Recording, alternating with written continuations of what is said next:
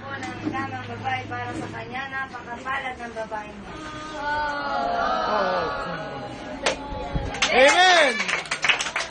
Napakapalad ng babae niya sapagkat 12 years old pa lang si Bernard ngayon, dala na niya ang Diyos sa puso niya. Amen! At lahat ng pag-ibig gagawin niya sa kanyang mga mahal sa buhay. Amen! Kaya sa mga babaeng narito, saan pa kayo? Dito na kayo. Di ba? Ang hahanapin ninyong lalaki, ang lalaking mayroong paninindigan at hindi iniiwan ng Diyos kahit kailan. Kahit sa kahirapan, hindi niya igagawing kasangkapan ang kayamanan para mapahamak ang kanyang kaluluwa. Pagsisikap yan, kapagkat walang pagsisikap na hindi magbubunga ng tagumpay. Si Bernard ay isa lamang sa mga lalaking narito na nauna na sa inyo. Hindi ko na kailangan pambanggitin kung sino-sino sila. Kapagkat ang nananatili dito, ginagawang puro ng Diyos.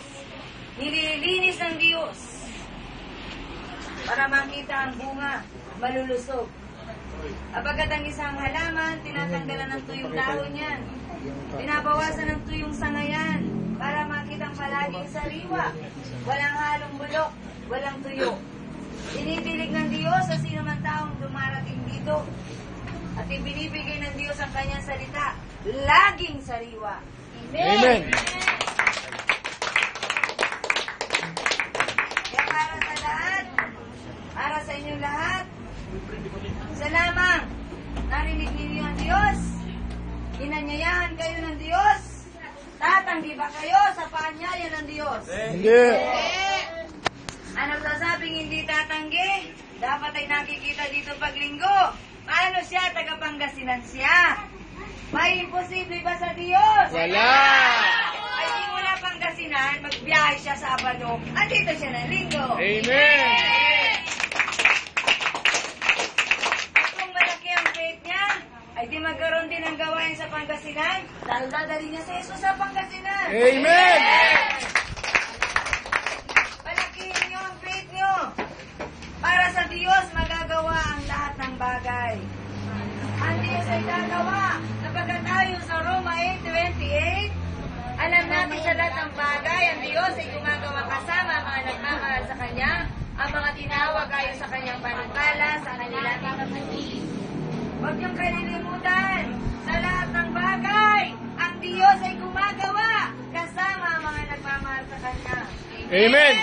Kaya kung mahal niyo ang Diyos, aba kasama kayo ng Diyos na gumagawa para sa ikabubuti niyo. Amen! Hindi lang kayo nagmimiti na gumanda ang buhay niyo, na maging engineer, na maging pilot, maging... Ano pa? Ha? Maging isang artist. Ang Diyos ay kasama niyong gumagawa sa mga pangarap niyo, sa ikabubuti niyo. Kaya unang-unang dapat maging kasama niyo sa buhay ay ang Diyos. Ang Amen. Diyos! Amen!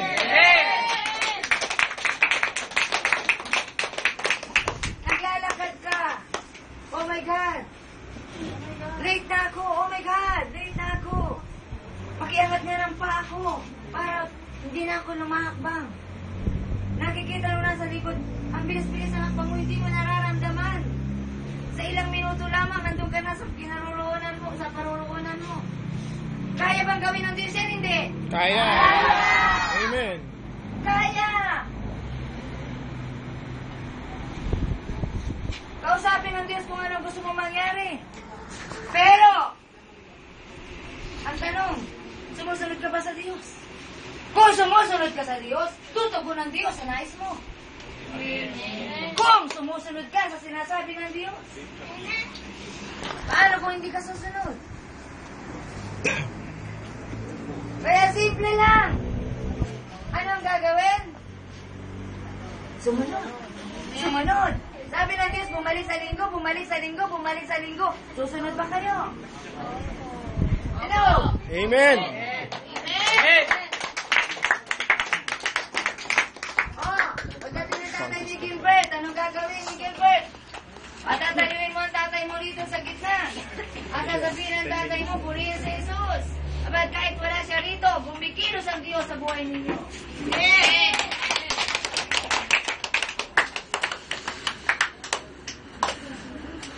Kim, kumilos ka. Sabi mo sa tatay mo. Alam mo ba, Daddy? Kaya ako nasabing I love you. Baka tinuruan ako ni God. Sasabihin sa'yo, I love you, Daddy. Kung hindi dahil kay Jesus, hindi ko masasabing I love you, Daddy.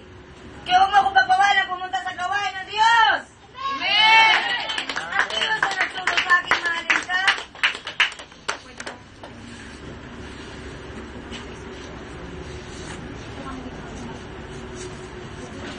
Dapat marunong kayo magpaliwanag sa kanila. Grace! Huwag niyong itago na ang Diyos ipaglalaban ninyo hanggang kamatayan. Di baling mapugutan kayo ng ulo basta ipinagsisigawan ninyo. Si Jesus ang hari ng lahat! Amen! Pagkat ang pugot na ulo, pupuin din niya ng Diyos. Papalitan niya ng katawang panlangit. Anong ipag-aalala nyo? Kalbuin ba kayo? Anong ipag-aalala nyo? Ang Diyos ang kakampi nyo. Huwag kayong mag-alala. Grace!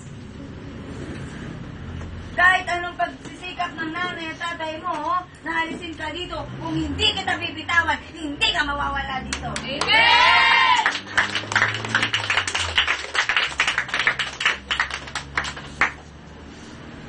Kailangan kayo'y magkaroon ng isang mitiin na wag kayong hihiwalay sa Diyos. Ano man ang mangyari, hindi nyo iiwan ng Diyos. Sapagkat kapag hindi nyo iniwan ng Diyos, hindi rin kayo iiwan ng Diyos. Amen! Kaya ang kasiguruhan ng buhay, ilagak sa Diyos. Ilagak at ipagkatiwala ang buhay kay Jesus. Amen. Mag-sorry. Alam naman ng parents mo na nag-drop ka? And okay lang sa kanila? Yeah, okay. Nothing, wala nang choice. No choice. Pero tell them, mag-makeup ka ha? Next time. No? Pakikita mo sa kanila na nasumpungan mo nga ang Diyos at ang Diyos ang magtuturo sa iyo ng tamang desisyon. Patayuin mo nanay mo. Dito. Halika Gilbert. Gilbert, ipagyabang mo nanay mo.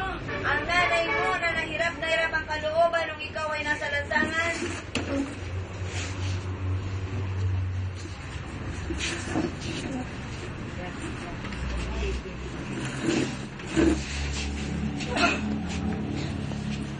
Ayan, ang mag-ina. Ngayon, nasa Diyos na sila. Umiiyak man sila sa kaligayahan. Amen! Sapagkat ang nanay na walang kapayapaan dati, ngayon meron na. Ang anak niya hindi niya makita dati, ngayon lagi na niyang nakikitang narito sa gawain ng Diyos. Amen! Kayo mga anak, kaya niyo bang maligayahan din ang mga magulang niyo? Stop! Di man nila alam kung saan kayo pumupunta. Kapag nalaman nila na ito ang bunga kung ba't kayo nagbago at napabuti ang buhay ninyo, magpapasalamat din sila sa Diyos. Amen! Amen! Ako na. Mahalin ang nanay, Gilbert, tauna ka pa. Alalayan mo ang nanay mo. Ikaw ang magbibigay ng kalakasan sa kanya. Palitan ng kalakasan na nangihina niyang katawan. Suportahan ninyo ang mga magulang nyo pagkat sila naubos ng lakas.